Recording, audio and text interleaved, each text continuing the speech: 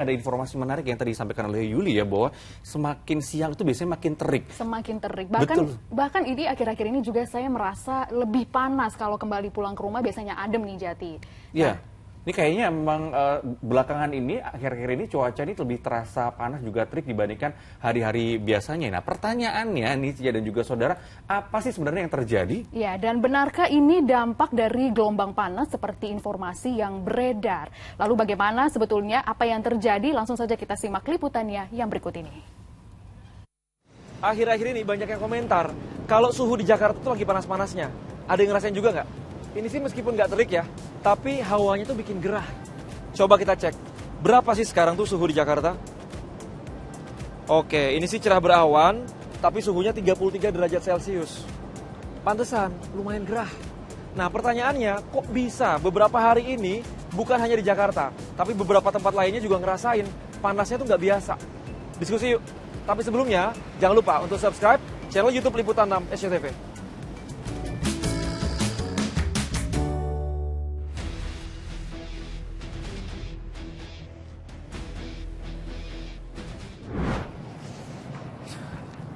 Saking gerahnya, ini sampai ada yang bilang, matahari tuh kayaknya buka cabang gitu, bukan cuma satu, ada dua. Jadi BMKG bilang, kalau suhu rata-rata dari tanggal 1 sampai tanggal 7, bisa jadi sampai hari ini sih, itu di antara 33 sampai 36 derajat Celcius. Ya kebayang ya gerahnya seperti apa.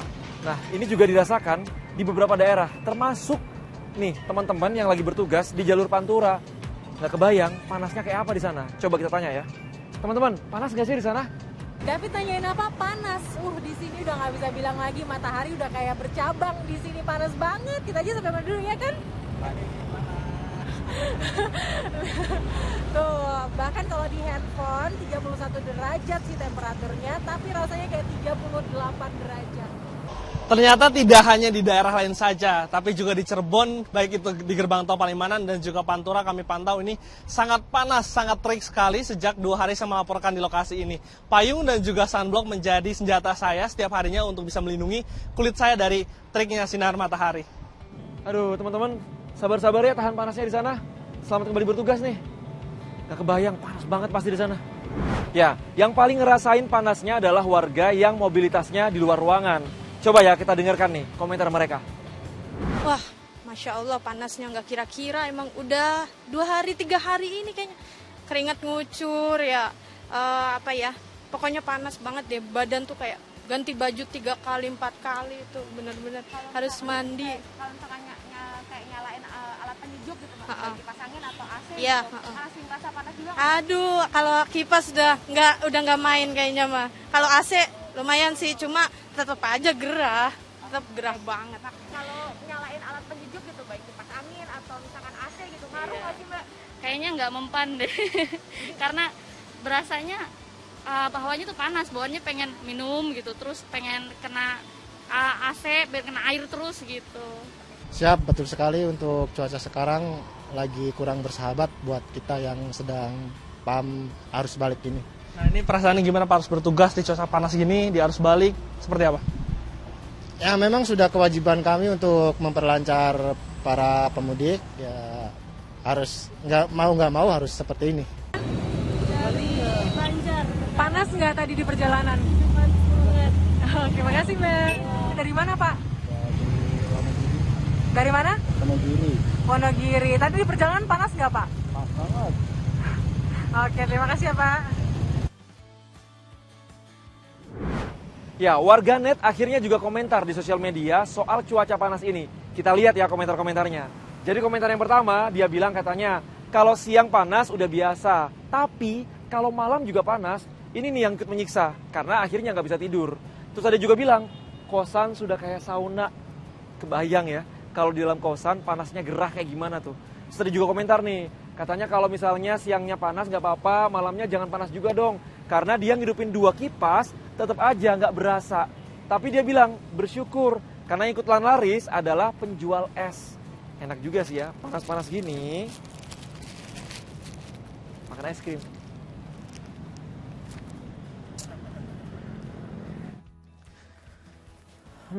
Jadi apa ya penyebab sebenarnya kenapa sekarang suhu udara itu panas?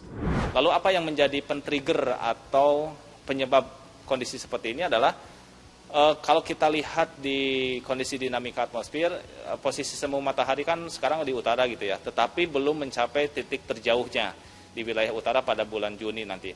Nah, sehingga apa yang terjadi ketika disertai dengan kondisi cuaca yang cerah pada pagi menjelang siang, itu bisa mengoptimumkan energi matahari di permukaan bumi yang menyebabkan kondisi suhu yang terasa menjadi lebih terik gitu kan pada siang hari seperti itu. Oke, berarti udah jelas ya, panasnya udara sekarang bukan karena gelombang panas. Karena bedanya gelombang panas itu adalah periode suhu permukaan tinggi yang abnormal dan berkepanjangan. Jadi bisa terjadi misalnya beberapa hari atau bahkan beberapa minggu. Nah, terus gelombang panas itu biasanya terjadi di wilayah-wilayah yang merupakan lintang menengah tinggi seperti Eropa dan juga Amerika. Terus pertanyaan sekarang, gimana dengan Indonesia? Tenang. Karena Indonesia itu ada di garis ekuator atau khatulistiwa, jadi secara sistem dinamika cuaca tidak memungkinkan terjadinya gelombang panas. Oh iya, ngomong-ngomong soal gelombang panas, ada juga nih hoax yang bilang katanya kalau misalnya di tengah cuaca panas, terus kita minum air dingin atau air es, itu bisa membuat pembuluh darah mikro kita pecah. Jadi serem banget. Tapi bener nggak sih? Dikatakan dapat menyebabkan pembuluh darah pecah tuh itu masuk ke kategori hoax ya Mbak ya. Karena ini bisa kita lihat bahwa setiap makanan atau minuman yang masuk ke dalam mulut kita itu semua makanan akan mengikuti suhu tubuh kita sebetulnya Mbak. Jadi semua makanan yang kita makan atau semua minuman yang kita minum mungkin sensasinya sensasi seperti dingin, cuman ketika sudah masuk ke dalam esofagus kita bilangnya daerah tenggorokan kita itu sudah mulai menyesuaikan dengan suhu tubuh dan itu tidak akan menyebabkan pecahnya pembuluh darah. Nah, itu berarti kalau ada informasi yang dirasa mencurigakan, jangan langsung percaya, cek dulu fakta kebenarannya. Oh iya, kalau di tengah kondisi panas seperti sekarang, kita harus pintar-pintar menjaga kesehatan. CDC ngeluarin tips nih, bagaimana menjaga kesehatan di tengah cuaca panas. Stay cool, stay hydrated, dan juga stay informed. Stay cool itu maksudnya yang pertama adalah kita sebisa mungkin menghindari aktivitas di luar rumah, terutama pada saat siang hari. Jadi di situ dikatakan bahwa lebih dianjurkan beraktivitas di luar rumah tuh pada pagi hari atau pada malam hari. Nah, untuk yang stay hydrated, jadi intinya sih kita konsumsi cairan yang cukup. Ya.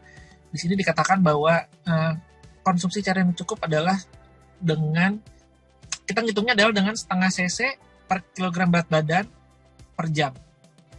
Jadi gitu. Jadi itu dihitung dalam kurang lebih itu sekitar 2 sampai 2,5 liter per hari kebutuhan dari cairan kita.